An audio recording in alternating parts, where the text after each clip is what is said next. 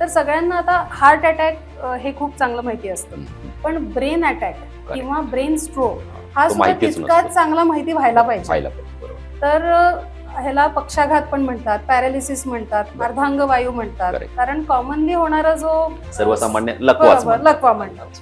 तर त्याच्यामध्ये एक बाजू लुळी पडते, म्हणजे एका बाजूची ताकद कमी होते. एक बाजूच लुळी का पडते?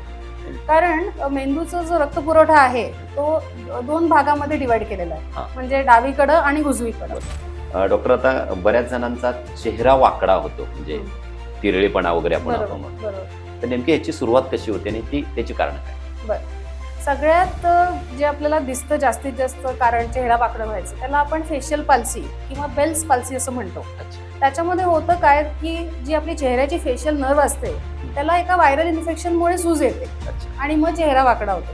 तर बऱ्याच लोकांना वाटतं की हे पॅरालिसिसच आहे, तर ऍक्च्युली हे फेशियल पाल्सी हा अगदी साधा आजार आहे, 2 ते 3 आठवड्यामध्ये पूर्णपणे बरा होऊ शकतो. आणि कधी कधी लकवा किंवा पॅरालिसिस मध्ये सुद्धा चेहरा वाकडा होतो, पण चेहरा वाकड्याबरोबर दुसरंही काही असतं, हातातली ताकद कमी म्हणा किंवा असं, मग त्याच्यामध्ये सुद्धा चेहरा वाकडा होऊ शकतो. त्याच्यामध्ये थोडंसं नात्यामध्ये लग्न करायची एक प्रथा आहे, तर नात्यात लग्न केल्यामुळे जे जीन्स ओव्हरलॅप होऊ नयेत ते ओव्हरलॅप होऊन अनुवंशिक आजारांची शक्यता वाढत जाते. मग त्याच्यामध्ये मेंदूची डेव्हलपमेंट कमी होऊ शकते, त्याच्याबरोबर फिट येऊ शकते किंवा लर्निंग डिसॅबिलिटी म्हणतो आपण ते होऊ शकतं. हे एक अनुवंशिक झालं. दुसरं, काही जीन्समध्येच जन्मतः प्रॉब्लेम आहे ज्याच्यामुळं ब्रेनचं मेटाबॉलिझम नीट होत नाही, मग ते कॉपर वाढत असेल, काही दुसरे मिनरल्स वाढत असतील, त्याच्यामुळेही अनुवंशिक आजार वाढतात. काही वेळेला आपण असं बघतो की स्ट्रोकच्या पेशंट्समध्ये त्यांच्या फॅमिलीमध्ये खूप पॉझिटिव्ह हिस्ट्री असते की आईला पण स्ट्रोक झालाय, वडिलांना हार्ट अटॅक आलाय, कमी वयामध्ये त्रास झालाय, कमी वयामध्ये उच्च दाबाचा आजार चालू झालाय, किंवा आमच्याकडे सगळ्यांकडेच कोलेस्ट्रॉल सगळ्यांचाच जास्त आहे, किंवा कमी वयात डायबिटीस झालाय.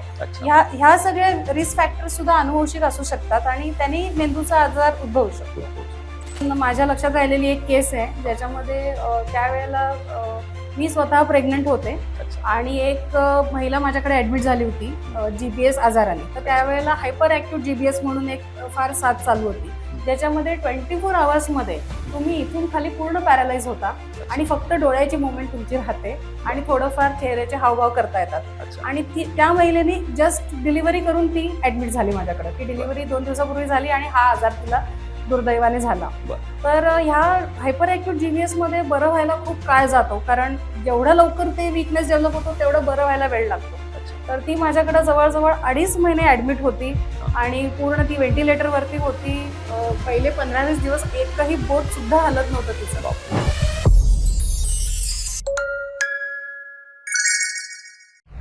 मित्रांनो, तुमचा बॅलन्स जातोय, चक्कर येते, फिट येते, एक एक वस्तू तुम्हाला 4-4 दिसतात, असं जर काय असेल, तीव्र डोकेदुखी असेल आणि सतत डोकेदुखी होणारी असेल, मायग्रेन असेल, तर अशा सर्व आजारांसाठी आपण कुठे जाणार आहोत? मेंदू तज्ज्ञाकडे जायला पाहिजे. तर असे मेंदूचे अनेक विकार, म्हणजे मेंदूशी संबंधित अनेक विकार जे कोणकोणते आहेत हे आजच्या मुलाखतीच्या माध्यमातून आम्ही आपणापुढे मांडणार आहोत. न्यूरो1 brain and spine centre, Vantmure corner, Miraj इथं जे अद्ययावत हॉस्पिटल आहेत, याच्या प्रसिद्ध न्यूरोलॉजिस्ट ज्यांची ख्याती पूर्ण भारतभर आहे, कारण ज्या भारतामध्ये जे प्रसिद्ध न्यूरोलॉजिस्ट बेंगलोरला जे 6 डॉक्टर्स असतात आणि कुठलाही आजार असेल मोठा तर जिथं तपासणी केली जाते त्यामधील एक प्रसिद्ध डॉक्टर हे आपल्या मिरजेमधले आहेत, ते म्हणजे डॉक्टर केतकी पटवर्धन. आणि आज आपण त्यांची मुलाखत घेणार आहोत आणि मेंदूशी संबंधित विविध विकार आणि त्याच्यावरती अत्याधुनिक उपचार हे कोणते आहेत हे नक्की जाणून घ्या. आपल्यासोबत आहेत प्रसिद्ध न्यूरोलॉजिस्ट डॉक्टर केतकी पटवर्धन. नमस्कार डॉक्टर. डॉक्टर, मेंदूमुळे अनेक लोक हैराण आहेत, मेंदूच्या विविध आजारांमुळे, पण बऱ्याच जणांना समजत नाही की हा जो मला आज झालेला आजार आहे हा मेंदूशी संबंधित आहे, त्यामुळे बरेचसे दुर्लक्ष करतात आणि ते कुठेही जात असतात. तर हे सर्व आमच्या प्रेक्षकांना आज इथे जाणून घ्यायचं आहे. तर तुमच्या कौटुंबिक पार्श्वभूमीपासून आपण सुरुवात करूया. कौटुंबिक पार्श्वभूमी काय सांगाल? माझा जन्म मिरजमध्येच झाला. माझे आई वडील पूर्वी ओमान येथे स्थायिक होते, जवळजवळ 10 ते 15 वर्ष. माझे वडील बँकिंग फील्डमध्ये होते आम्ही पटवर्धन म्हणजे मिरजेतले संस्थानिक पटवर्धनांपैकी आहे. अच्छा, त्यामुळे भाग्यश्री पटवर्धनांचे घराणे. हो, हा. ते सांगलीकर आहेत आणि तुम्ही आम्ही मिरजकर मिरजेला. ओके पटवर्धन ओके, आहे. Correct correct. आणि व्यवसायामुळे माझे वडील परदेशात होते, पण आय थिंक मिरजचं अट्रॅक्शन भरपूर आहे. शुअर, त्याच्यामुळे ते परत मिरजेला आले. नक्कीच. त्यांनी इथे बांधकाम व्यवसाय चालू केला. हम्म. माझी आई उत्तम होममेकर आहे अच्छा. आणि पूर्ण वेळ तिने माझ्या आणि माझ्या भावाच्या अभ्यासासाठी आणि आम्हाला घडवण्यासाठी दिला. आता हे एवढं व्यवस्थित होतं तर हे डॉक्टर बनण्याची इच्छा तुमच्यामध्ये कशी निर्माण झाली नेमकी? तसं माझ्या फॅमिलीमध्ये कुठंच कोणी डॉक्टर नाहीये, हा, हा. पण लहानपणापासून थोडंसं अकॅडमिक एक्सेलन्स होता अच्छा आणि घरातून सपोर्ट होता आणि स्कूलमधून पण खूप एनकरेजमेंट मिळाली. अच्छा, मी मुलगी हुशार आहे. आयडियल इंग्लिश स्कूलला हा, होते, हा, सो हा, तिथे हा. मी सुरुवात अशी झाली की मी पहिल्यांदा 10वीत बोर्डात आले अच्छा आणि अच्छा, हा, तिथं पासून ट्रॅजेक्टरी चालू झाली आणि मग करेक्ट करेक्ट. थोडंसं लाइकिंग पण डेव्हलप झालं. त्यानंतर 12वीची एक्झाम झाल्यानंतर मी खेळामध्ये सुद्धा होते. अरे मी 3 टाइम नॅशनल हँडबॉल प्लेअर आहे क्या बात आहे. आणि म्हणून थोडीशी द्विधा मनस्थिती होती की हा. हँडबॉलचं करिअर करावं का अभ्यासाचं करिअर अभ्यासाचं करावं. करावं. हा. सो दोन्ही पॅरलली चालू होतं. 10वीच्या वर्षी माझं सेकंड नॅशनल सुद्धा झालं अरे वा. आणि बोर्डात पण आले. त्याच्यानंतर थोडंसं अभ्यासाकडे जास्त इन्क्लिनेशन, कारण अशा खूप कमी विद्यार्थी असतात जे ऑलराऊंडर असतात. त्यामुळे थोडंसं नाही म्हणलं तरी पुन्हा 12वीच्या वर्षी हाच संभ्रम होता की हँडबॉलचं नॅशनल सिलेक्शन पण झालंय, पण 12वीचं वर्षही महत्वाचं आहे. बरं. सो लकीली दोन्ही करू शकले. नाही, आणि शिकण्याची इच्छा होती, हुशार होती. होतात, पण नेमकं डॉक्टर बनण्याची इच्छा कशी काय जागृत झाली? बरोबर. तर मिरज ही आरोग्य पंढरी असल्यामुळे हा, हा, आजूबाजूला हा, हा, सतत डॉक्टर वातावरण भेटत सगळं होते आणि फ्रेंड सर्कल मध्ये होते, त्याच्यामुळे अच्छा. त्यांच्याकडून प्रेरणा घेतली. मला ऍक्च्युली दोन्ही एकत्र परसू करण्यासाठी आर्म फोर्स मध्ये जायचं होतं. अरे वा. सो आर्म बरं. फोर्स मध्ये मला डॉक्टर व्हायचं होतं. अच्छा पण लकीली और अनलकीली मला आधीच्या एंट्रन्स मध्ये म्हणजे महाराष्ट्र स्टेट एंट्रन्स आणि ऑल इंडियामध्ये रँक आल्यामुळे अच्छा, मी तिथे ऑलरेडी ऍडमिशन घेतली बरोबर. आणि मग आर्म फोर्स मध्ये जायचा काही योग आला नाही. पण या डॉक्टर फील्डमध्ये बनण्याचा मात्र जाण्याचं योग आला. खूप छान डॉक्टर. बरोबर. तर अशा पद्धतीने तुम्ही न्यूरोलॉजिस्ट झालात. बरोबर. तर डॉक्टर आता हे नेमके मेंदूच्या विकारांपासून आपण सुरुवात करूया. बरं. कशा पद्धतीचे हे विकार असतात, कारण हे लोकांना काहीच माहिती नसतं. बरोबर बरोबर. तर काय सांगाल नेमके? आता मेंदूचे विकार म्हणलं की थोडंसं ऐकतानाच क्लिष्ट वाटतं की काहीतरी गूढ असेल असं. आणि जेव्हा आम्ही स्पेशालिटी ट्रेनिंग घेतो किंवा स्पेशालिटी सिलेक्ट करतो तेव्हा सुद्धा बऱ्याचदा लोकांना वाटतं की न्यूरोलॉजी नको बाबा, कारण ते थोडंसं डायग्नोसिस ट्रीट करायला अवघड आहे. भयानक. पण त्याचे जे सिग्नल्स असतात ते सर्वसामान्य लोकांना आयडेंटिफाय करण्यासारखे असतात. अगदी बरोबर. म्हणजे अगदी बारीक चक्कर असेल, सांगितलं तर नक्कीच ते बरोबर करू शकतात. बरोबर, हा. मुंग्या येत असतील बरोबर. किंवा अचानक हातापायातली शक्ती कमी होत असेल, बॅलन्सला प्रॉब्लेम येत असेल, दृष्टीला प्रॉब्लेम येत असेल, अच्छा. म्हणजे सामान्य लोकांना कळण्यासारखं असेल, बरोबर. असे त्याची लक्षणं असतात. अच्छा. तर डॉक्टर यामधून आपण सुरुवात जर करायची म्हटलं तर नेमका पॅरालिसिस जे म्हणतो आपण, हा सुद्धा मेंदूशी रिलेटेडच आहे. हो, ते हो. स्ट्रोक येणे, हो, तर हो. याच्याबद्दल आपण नेमकं काय सांगू? बरोबर. तर सगळ्यांना आता हार्ट अटॅक हे खूप चांगलं माहिती असतं, पण ब्रेन अटॅक किंवा ब्रेन स्ट्रोक हा तो सुद्धा माहितीच तितकाच नसतो. चांगला माहिती व्हायला पाहिजे. बरोबर. तर ह्याला पक्षाघात पण म्हणतात, पॅरालिसिस म्हणतात, बरं. अर्धांगवायू म्हणतात, Correct. कारण कॉमनली होणारा जो सर्वसामान्य लकवाच बरोबर, लकवा म्हणतात. अच्छा, बरोबर. तर त्याच्यामध्ये एक बाजू लुळी पडते, म्हणजे एका बाजूची ताकद कमी होते. ती एक बाजूच लुळी का पडते डॉक्टर?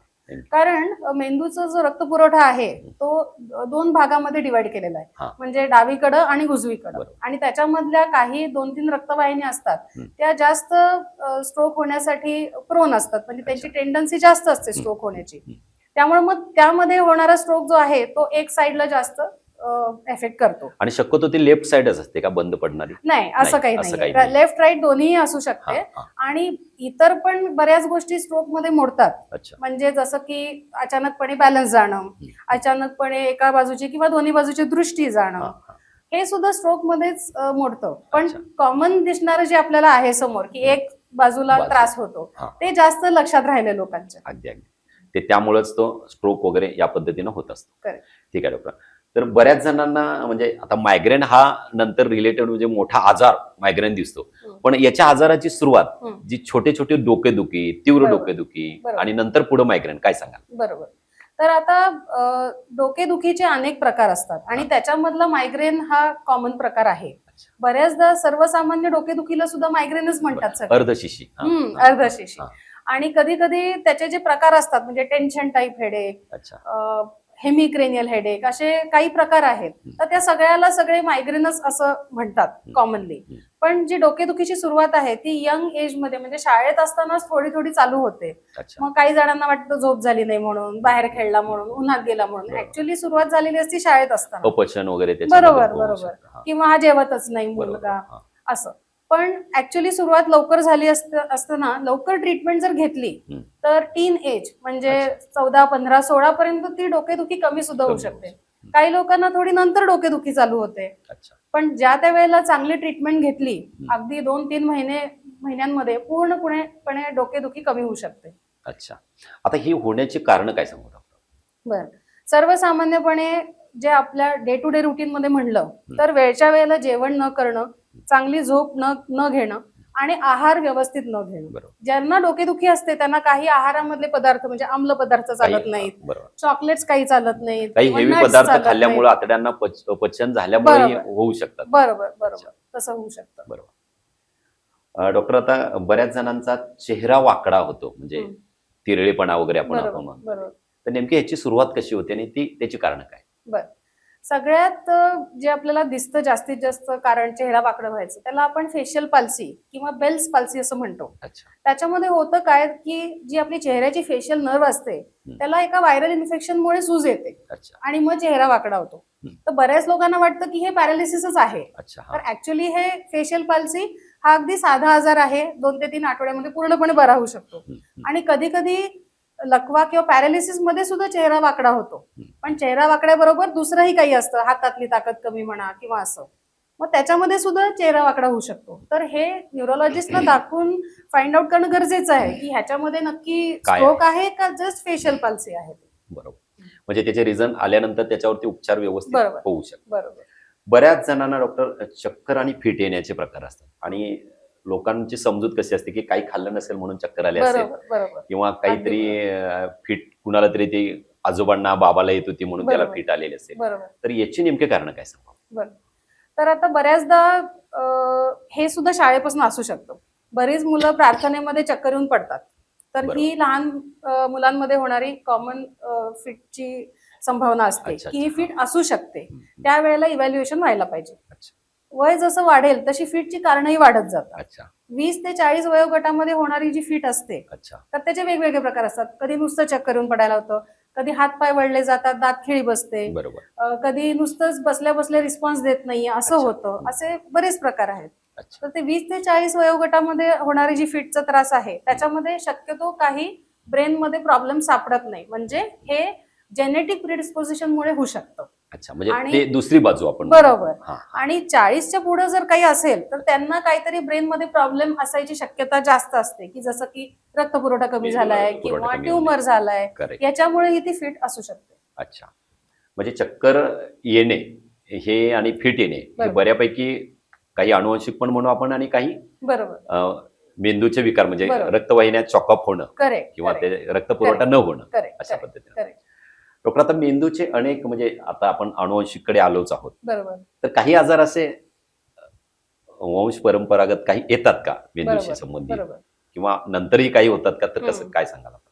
आता आपल्या काही भागामध्ये स्पेशली जिथून आम्हाला पेशंट्स येतात, नॉर्थ साइड ऑफ कर्नाटक किंवा वेस्टर्न बेल्ट ऑफ महाराष्ट्र, त्याच्यामध्ये थोडंसं नात्यामध्ये लग्न करायची एक प्रथा आहे. तर नात्यात लग्न केल्यामुळे जे जीन्स ओव्हरलॅप होऊ नयेत ते ओव्हरलॅप होऊन अनुवंशिक आजारांची शक्यता वाढत जाते. मग त्याच्यामध्ये मेंदूची डेव्हलपमेंट कमी होऊ शकते, त्याच्याबरोबर फिट येऊ शकते, किंवा लर्निंग डिसॅबिलिटी म्हणतो आपण ते होऊ शकतं. हे एक अनुवंशिक झालं. दुसरं, काही जीन्समध्येच जन्मता प्रॉब्लेम आहे ज्याच्यामुळं ब्रेनचं मेटाबॉलिझम नीट होत नाही, मग ते कॉपर वाढत असेल, काही दुसरे मिनरल्स वाढत असतील, त्याच्यामुळे ही अनुवंशिक आजार वाढतात. काही वेळेला आपण असं बघतो की स्ट्रोकच्या पेशंट्समध्ये त्यांच्या फॅमिलीमध्ये खूप पॉझिटिव्ह हिस्ट्री असते की आईला पण स्ट्रोक झालाय, वडिलांना हार्ट अटॅक आलाय, कमी वयामध्ये त्रास झालाय, कमी वयामध्ये उच्च दाबाचा आजार चालू झालाय, किंवा आमच्याकडे सगळ्यांकडेच कोलेस्ट्रॉल सगळ्यांचाच जास्त आहे, किंवा कमी वयात डायबिटीज झालाय. ह्या सगळ्या रिस्क फॅक्टर्स सुद्धा अनुवंशिक असू शकतात आणि त्यांनी मेंदूचा आजार उद्भवू शकतो.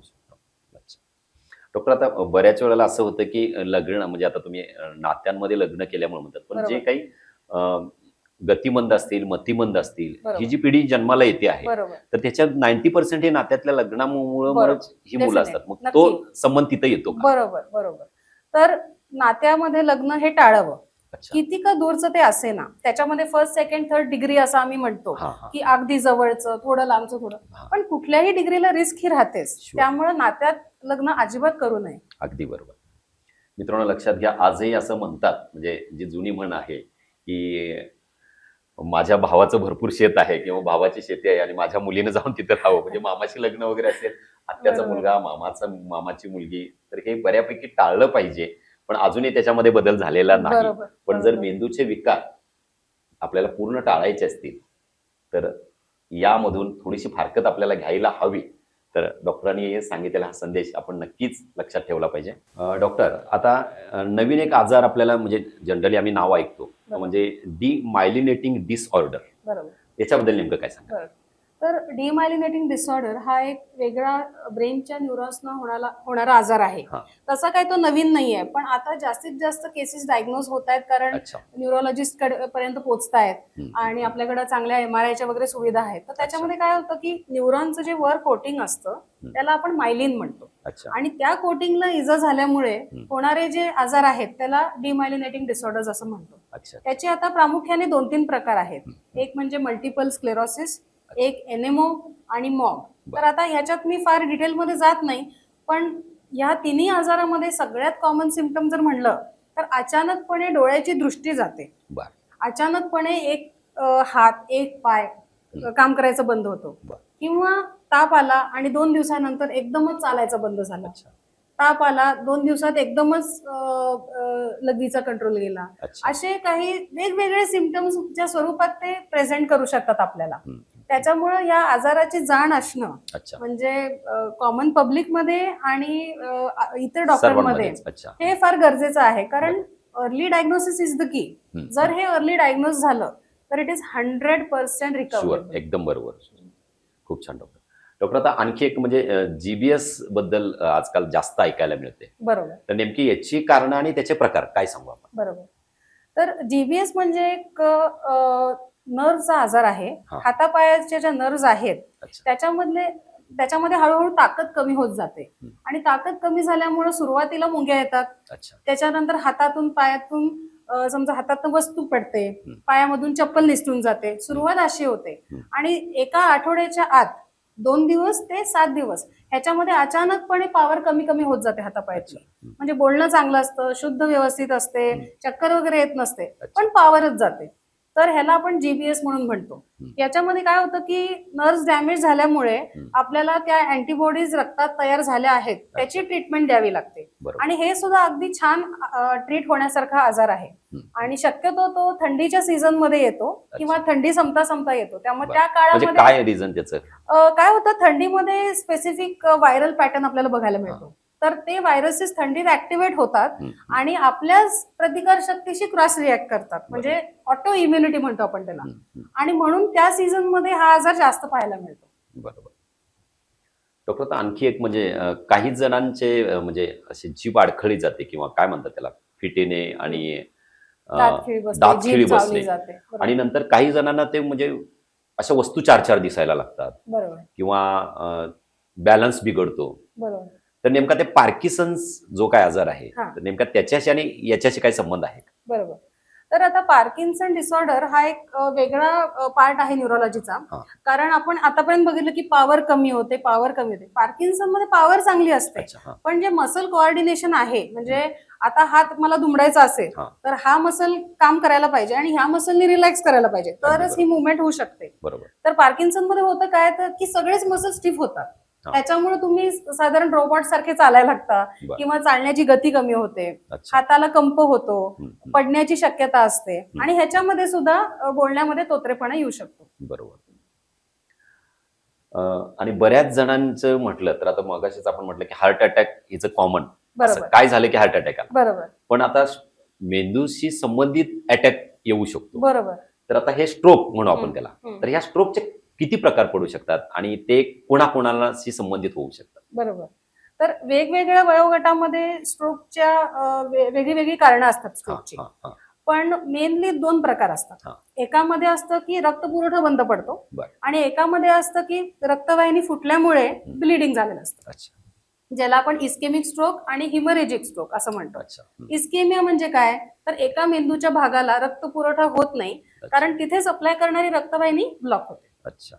आणि जे हिमरेजिक स्ट्रोक आहे त्याच्यामध्ये काय होतं की बीपी एकदम वाढल्यामुळे किंवा रक्तवाहिनी कमकुवत असल्यामुळे रक्तस्राव होतो मेंदूमध्ये आणि मग ज्या एरियामध्ये रक्तस्राव झालाय त्या एरियाला सप्लाय करणारे न्यूरॉन्स डॅमेज होतात आणि मग तुमची पॉवर कमी होते, बोलण्याची क्षमता कमी होते, तुम्ही बेशुद्ध अवस्थेत सापडू शकता. बऱ्याचदा असं होतं की पेशंट बेशुद्ध सापडला, सकाळी उठलाच नाही असं, तर ह्या सगळ्याला आपण वेकअप स्ट्रोक म्हणतो. तर अशी काही कारणं असतात स्ट्रोकची. तर या स्ट्रोकशी मग वाचण्यासाठी नेमकं काय करायला पाहिजे? ओके, तर याला आपण म्हणतो की काही मॉडिफायबल रिस्क फॅक्टर्स आहेत, काही नॉन मॉडिफायबल आहेत. म्हणजे नॉन मॉडिफायबल म्हणजे जेनेटिकली तुमच्या घरात सगळ्यांना डायबिटीस आहे, सगळ्यांना ब्लड प्रेशर आहे किंवा टेंडन्सी आहे की रक्तवाहिन्यांमध्ये गुठळ्या होतात, तर हे आपण काही प्रमाणात टाळू शकतो, काही प्रमाण आपल्या हाताबाहेर आहे. पण मोस्ट लाईकली जे मॉडिफायबल म्हणतो आपण त्याच्यामध्ये होतं की तुम्ही कोणत्याही प्रकारचं व्यसन टाळणं, मग ते ड्रिंक्स असू दे, स्मोकिंग असू दे, आणि थोडं आणि अधिक असं काही नसतं आणि थोडेसे ड्रिंक्स फायदेशीर असतात असंही काही नसतं. त्याच्यामुळे दोन्ही टाळावं. त्याच्यानंतर ब्लड प्रेशर आणि शुगर कंट्रोलमध्ये ठेवावी. नियमितपणे रोजचा 30 मिनिटाचा व्यायाम असावा. त्याच्यानंतर स्क्रीन टाइम कमी करावा. आता अशी थेरी सांगते की स्क्रीन टाइम वाढला की तुम्हाला स्ट्रोक रिस्क वाढते, अशाही स्टडीज चालू आहेत.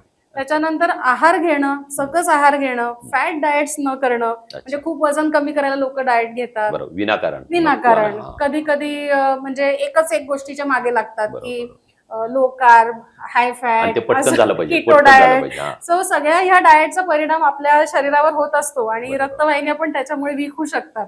हे लक्षात घेणं गरजेचं आहे. मित्रांनो, बघा, डॉक्टरांनी सांगितलं की कोणत्याही व्यसनापासून दूर राहिलं पाहिजे, कारण आपलं हे जर हार्ट म्हटलं तर मेंदू म्हटलं तर हे 100 वर्ष चालणारे आहेत. पण त्याचा व्यवस्थित त्याचा व्यायाम जर चांगला केला आणि स्वतःसाठी जर 24 तासापैकी 1 तास जर स्वतःसाठी काढला तर नक्कीच आपलं आयुष्य खूप सुंदर आहे, त्याचा आस्वाद आपण घ्यायला पाहिजे. डॉक्टर, आता बऱ्याच जणांना, म्हणजे प्रत्येक जण म्हणतो की आय एम फिट, पण असे काही जिम ट्रेनर आहेत किंवा मोठमोठे खेळाडू आहेत किंवा सामान्य माणसं चांगले तंदुरुस्त आहेत, यांचा सुद्धा अचानक बॅलन्स बिघडतो. तर ह्याची कारण नेमकी काय सांग?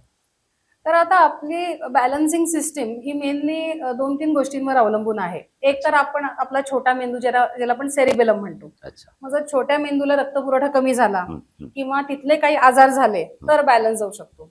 किंवा आपली जी पेरिफेरल नर्व्स आहेत, पायाच्या नर्व्स आहेत, त्यांच्यामध्ये कमकुवतपणा आला तर पायाकडून आपला तोल जाऊ शकतो. किंवा कान आपले बॅलन्सिंगसाठी महत्वाचे आहेत, जर कानाकडून ब्रेनला जाणारे सिग्नल वीक झाले तरीही बॅलन्स जाऊ शकतो. किंवा क्वचित वेळेला दृष्टी कमी असेल तरी बॅलन्स जाऊ शकतो. तर ह्या चारीपैकी कुठल्याही एका पैलूला प्रॉब्लेम झाला तर बॅलन्सिंगला प्रॉब्लेम येऊ शकतो. त्यामुळे आपल्याला ते तपासून बघावं लागेल की ह्या चारीपैकी कुठल्या गोष्टीला प्रॉब्लेम झालाय. म्हणजे थोडासा जरी बॅलन्स बिघडला तरी त्याने तात्काळ हॉस्पिटलमध्ये येणं आणि चेकिंग करणं हे अति महत्वाचं आहे. मित्रांनो, बघा, अंगावरती कुठलंही दुखणं काढू नका मेंदूशी रिलेटेड, कारण ते पुढे घातक होऊ शकतं. त्यामुळे आलात तर ते 100% बरंही होऊ शकतं, हे तितकंच महत्वाचं. डॉक्टर, आता हे सर्व आजार आपल्याकडे जर घेतले तर याची एक आपली स्पेशालिटी किंवा आपलं वेगळेपण, आपल्या हॉस्पिटलच्या सुविधा कशा पद्धतीनं या सर्व आजाराशी आहेत? माझ्या सुदैवाने माझं ट्रेनिंग निम्हॅन्सला झालंय, बँगलोरला, national institute of mental health and neuro sciences. तर it is the top neurology institute in entire Asia. आणि तिथं पूर्ण एशिया कॉन्टिनेंट, आशिया खंडातून पेशंट रेफर होतात आणि त्याच्यामुळे तिथे ट्रेनिंग मिळाल्यामुळं सगळ्या केसेसचा एक्सपोजर खूप चांगला मिळाला. तर तिथपासून जर्नीची सुरुवात झाली आणि माझे प्रोफेसर्सही मला खूप छान मिळाले, ज्यांनी खूप छान ट्रेनिंग दिलं, ज्यांच्या अंडर 24 तास काय 48 तास कंटिन्युअस पेशंट बघायला मिळाले. आणि त्याच्यामध्ये मला सगळ्यात जास्त इंटरेस्ट आहे तो मुवमेंट डिसऑर्डर्स, एपिलेप्सी आणि डिमायलिनेटिंग डिसऑर्डर्स. अच्छा. आणि नेमकं त्याच्या माध्यमातून आपले पेशंट बरे होतात. डॉक्टर, आता गेल्या जवळजवळ 7 ते 8 वर्ष तुमच्या प्रॅक्टिसला झाले, तर 8 वर्षामध्ये तुम्ही शेकडो पेशंट बघितले असतील.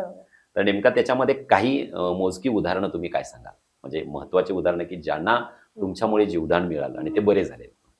ओके, तर आता अशी तर खूप उदाहरणं आहेत, पण एक आता मगाशीच जीबीएसचा विषय झाला म्हणून माझ्या लक्षात राहिलेली एक केस आहे ज्याच्यामध्ये त्यावेळेला मी स्वतः प्रेग्नंट होते अच्छा आणि एक महिला माझ्याकडे ऍडमिट झाली होती जीबीएस आजाराने. तर त्यावेळेला हायपर ऍक्यूट जीबीएस म्हणून एक फार साथ चालू होती, ज्याच्यामध्ये 24 आवर्स मध्ये तुम्ही इथून खाली पूर्ण पॅरालाइज होता आणि फक्त डोळ्याची मुवमेंट तुमची राहते आणि थोडंफार चेहऱ्याचे हावभाव करता येतात. अच्छा आणि त्या महिलेने जस्ट डिलिव्हरी करून ती ऍडमिट झाली माझ्याकडे. ती डिलिव्हरी 2 दिवसापूर्वी झाली आणि हा आजार तिला दुर्दैवाने झाला. बरं तर ह्या हायपर ऍक्यूट जीबीएस मध्ये बरं व्हायला खूप काळ जातो, कारण जेवढं लवकर ते वीकनेस डेव्हलप होतो तेवढं बरं व्हायला वेळ लागतो. अच्छा तर ती माझ्याकडे जवळजवळ 2.5 महिने ऍडमिट होती हा. आणि पूर्ण ती व्हेंटिलेटर वरती होती.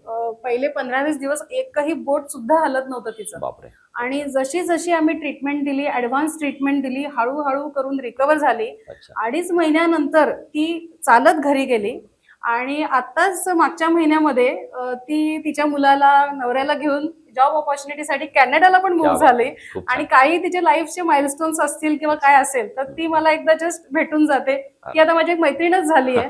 तर ही केस एकदम लक्षात राहिली आहे माझ्या. नक्की नक्की खूप छान डॉक्टर. तर आता डॉक्टर हे सगळं आपण आजाराशी संबंधित बोललो आणि आपल्याकडचे अत्याधुनिक उपचार आपल्या हॉस्पिटलचे बरोबर याच्याशी आपण बोललो. तर हे सगळं आपल्याकडे उपलब्ध आहेत, ह्याच्याची हो. अत्याधुनिक यंत्रणा उपलब्ध आहेत. बरोबर पण बऱ्याच जणांना हे आजार होतात, पण हे आजार होऊच नये. बरोबर का हो, प्रेक्षक हो, लक्षात घ्या. कारण कोणीही तुम्ही आजारी पडू नये, कारण तुम्ही आजारी पडावं आणि डॉक्टरांकडे यावं असं कुठलेही डॉक्टर म्हणत नाहीयेत, लक्षात घ्या. पण आपण या आजारापासून दूर राहावं. आणि ह्या सर्वांनाच नेमका हा कुठल्याही मेंदूशी रिलेटेड असे आजार होऊ नयेत याची नेमकी काळजी हे लोकांनी कुठली घेतली पाहिजे. बरोबर. जे निरोगी शरीरासाठी गरजेचं आहे तेच मेंदूसाठी आहे. त्याच्यात फक्त एक ऍड ऑन आहे, म्हणजे आपण म्हणतो की बॅलन्स डाएट घ्या, अच्छा चांगली झोप मिळणं, सलग आणि चांगली झोप मिळणं 7 ते 8 तास गरजेचं आहे. बरोबर त्याच्यानंतर वेळा पाळणं प्रत्येक गोष्टीच्या, जेवणाच्या असतील, झोपेच्या असतील, व्यायामाच्या असतील, नियमित व्यायाम करणं. बरोबर. आणि एक एक्स्ट्रा मी सांगेन की अननेसेसरी स्क्रीन टाइम, म्हणजे सारखा मोबाईल बघणं कारण असेल, नसताना मोबाईलनं झोपच उडवलेली आहे. रील्स बघणं असेल, व्हिडिओ बघणं असेल, त्याच्यामुळे दोन होतात. कॉम्प्लेक्स माइंड कंडिशन डेव्हलप होतं की बाकीचे माझ्या फोटोला लाईक करतायत का, किंवा ह्याच्यामुळे कॉम्प्लिकेटेड थिंकिंग आणि चालू झोपच होतं. उडालेली आहे. बरोबर. आणि झोपेपर्यंत बघायचं, बरोबर. मग त्याच्यामुळे झोप लागत नाही. So ह्या सगळ्यांनी ब्रेन डिसऑर्डर्सचं वाढत चाललंय. लहान मुलांमध्ये जास्त स्क्रीन टाइममुळे अभ्यासामध्ये प्रॉब्लेम यायला लागला, त्यांना स्कूलमध्ये एका जागेला बसावंसं वाटत नाही. सो बरोबर, बरोबर. असे बरेच प्रॉब्लेम्स आहेत, पण स्क्रीन हा एक आता नवीन ऍड झालेला problem आहे. आजार म्हणू आपण. बरोबर. मित्रांनो, डॉक्टरांनी आपल्याला खूप छान माहिती दिलेली आहे आणि हे सर्व आजार जे आहेत हे आपण विनाकारण आपण घेतो आहोत, लक्षात घ्या. याची कारणं पण आपल्या हातात आहेत. आता तुम्ही फॉर एक्झाम्पल म्हटलं तर तुम्ही स्टेटसला काहीतरी ठेवता बरोबर. आणि ते स्टेटस कुणाला तरी दाखवायचं असतं आणि त्यानं नाही पाहिले की आपल्याला झोप लागत नाही. असं विनाकारण झोप उडवून घेऊ नका, लक्षात घ्या. नवे करू दिवसाचे 24 तास आपल्या हातात आहेत. 8 तास विश्रांती मिळणं, झोप आणि विश्रांती खूप महत्वाची आहे. मेंदूला रिलॅक्स ठेवणं खूप गरजेचं आहे आणि आपल्याला 100 वर्ष जगायचं आहे, लक्षात घ्या. या दृष्टिकोनातून आज डॉक्टरांनी जी माहिती सांगितली ती तंतोतंत आपण पाळूया आणि आपलं आरोग्य आपल्या हातात आहे याची काळजी आपण जरूर घेऊया. बरोबर. खूप छान डॉक्टर, खूप छान माहिती तुम्ही सांगितलीत. आणि आज तुमचं म्हणजे neuro one brain and spine centre Vantamuri corner इथं ज्या वेळेला आता मी मुलाखती तुम्हाला प्रश्नावली द्यायला आलो तर कायम ते खचाखच भरलेलं असायचं आणि असतं आजही. तर नेमकं इन फ्युचर प्लॅन्स आपल्या हॉस्पिटलच्या माध्यमातून असू देत किंवा आपल्या अत्याधुनिक उपचाराच्या माध्यमातून असू देत, इन फ्युचर प्लॅन्स आपले काय आहेत? बरोबर. आता जी आत्ताची जागा आहे त्या अच्छा. जागेच्या एक्झॅक्टली समोर हा. आम्ही आता मोठ्या सेटअप मध्ये 2 महिन्यांमध्ये शिफ्ट होतोय. ओके. तिथे आत्ताच ओपीडी आणि डायग्नोस्टिक्स तर आहेच, जिथे हा. आपल्याला EEG, nerve conduction study, TMS अशा ऍडव्हान्स टेक्नॉलॉजीज आपण देतो पेशंटला डायग्नोसिस आणि ट्रीटमेंटसाठी. अच्छा. त्याचबरोबर आपलं स्वतःचं इन पेशंट डिपार्टमेंट विथ अत्याधुनिक आयसीयू असेल, अच्छा. रूम्स असतील, वॉर्ड्स असतील, जसं पेशंटची चॉईस असेल त्याप्रमाणे आपण एक dedicated neurology in patient department चालू करतोय, न्यूरो1 ब्रेन अँड स्पाइन सेंटरच्या नावानेच. अच्छा डॉक्टर, आता बऱ्याच जणांना असं म्हणतात की प्रत्येक कर्तृत्वान पुरुषाच्या वाटेमागे एक महिला असते किंवा बरोबर. सपोर्टेड लागतात बरोबर. जनरली. पण आज एक महिला डॉक्टर म्हणून तुम्ही एवढं मोठं हॉस्पिटल तुम्ही चालवतात, बरोबर. तर नेमकं ही एवढी एनर्जी कशी मिळते किंवा कुणाकुणाचा सपोर्ट आपल्याला मिळू शकतो? बरोबर. तर मगाशी सांगितल्याप्रमाणे माझ्या आई वडिलांनी मला लहानपणापासूनच तसं घडवलंय बरोबर आणि आजही त्यांचा 100% सपोर्ट आहे. माझी आई माझं घर मॅनेज करण्यापासून हा. सगळा सपोर्ट देते. माझा नवरा अमेरिकेला स्थायिक होता 14 वर्ष. अच्छा तो अप्लाइड मटेरियल्स कंपनीमध्ये डिरेक्टर आहे. मोठ्या अच्छा. पोझिशनला कार्यरत आहे. आमच्या बरं. दोघांचंही प्रोफेशन वेगळं आहे. अच्छा अच्छा पण आम्ही हा. छान संसार करतोय. संसारामध्ये बॅलन्स आहे बरोबर. आणि इक्वॅलिटी आहे. इतरांचं मुख्य बॅलन्स म्हणजे सांभाळतात, तुम्ही मात्र बॅलन्स एकदम ठेवलेला आहे एकदम चांगला. आमच्या इक्वॅलिटीमुळे त्याचा 100% सपोर्ट असतो. अच्छा अच्छा हा. माझा मुलगा आहे 4 वर्षाचा, त्याचाही सपोर्ट असतो की अरे वा. आई नसते एवढा वेळ, Correct, बिझी correct, असते. सो तोही त्याचा तो समजून मोठा झालेला घेतो. आहे. बरोबर. तसंच म्हणजे माझा भाऊ, वहिनी सगळ्यांचाच चांगला सपोर्ट आहे. त्याच्यामुळं व्यवस्थित न्यूरोवनची गाडी चालू आहे असं अच्छा, म्हणेन अच्छा. मी. खूप छान खूप छान. मित्रांनो पहा, डॉक्टर आता एका पुढच्या मोठ्या हॉस्पिटलमध्ये म्हणजे लवकरच दाखल होत आहेत आणि नक्कीच आपण जर आपल्या मेंदूशी संबंधित जर कुठलेही तुमचे आजार असतील तर तात्काळ अंगावरती न काढता मग तुमचे चक्कर येणे असेल, दाखील बसणे, फिट येणे, तोल जाणे आणि कुठलंही एक एक 4-4 वेळेला वस्तू दिसणे, तर ह्या सर्व जर कुठले आजार तुम्हाला होत असतील तर तात्काळ जाऊन ते तपासून घेणं ही काळाची गरज आहे. लक्षात घ्या. बरीचशी माहिती आमच्या सर्व दर्शकांना या ठिकाणी आपण दिलेली आहे, पण जाता जाता एक तरी सुद्धा एक शेवटचा संदेश या प्रेक्षकांना आपण काय देऊ? बरोबर. तर मेंदूशी निगडीत काही हे जे लक्षणं असतील ती दुर्लक्ष करू नका अच्छा आणि लवकरात लवकर न्यूरोलॉजिस्टचं कन्सल्टेशन घ्या. कारण आम्ही म्हणतो टाइम इज ब्रेन. करेक्ट जेवढं लवकर दाखवाल तेवढं लवकर आपण ब्रेनला वाचवू शकतो. बरोबर. आपल्याकडे आज प्रसिद्ध न्यूरोलॉजिस्ट म्हणजे जे neuro one brain and spine centre Vantamuri corner इथं जे अद्ययावत हॉस्पिटल आता लवकरच 2 महिन्यामध्ये होतं आहे, तर या ठिकाणी आपण जरूर भेट द्या आणि तुमच्या सर्व आजारांचं निदान आणि अत्याधुनिक उपचार हे नक्कीच आपण जाणून घ्या. आज आपल्याकडे प्रसिद्ध डॉक्टर न्यूरोलॉजिस्ट आज कीर्ती पटवर्धन मॅडम इथं आपल्याकडे उपस्थित झाल्याने आपल्याला अतिशय बिझी शेड्यूलमध्ये त्यांनी ही मुलाखत दिलेली आहे. त्याबद्दल आमच्या उत्तुंग भरारी टीमतर्फे मी त्यांचे या ठिकाणी हार्दिक हार्दिक आभार व्यक्त करतो. धन्यवाद डॉक्टर. Thank you so much.